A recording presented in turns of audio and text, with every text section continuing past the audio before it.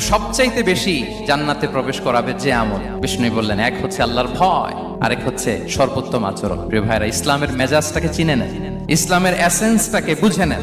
আমরা ভালো আচরণকে গুরুত্ব দিতে চাই না।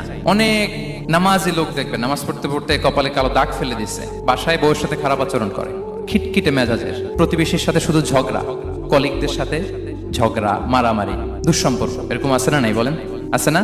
কিন্তু নামাজি, অনেক বড় হাজি, একদিনও কোরআন তেলাওয়াত মিস হয় না।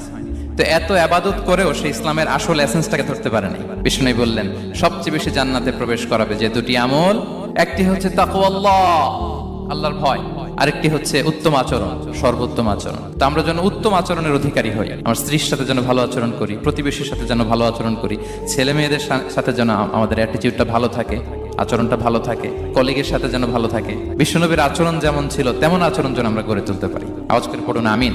শুনুন, আবু দাউদ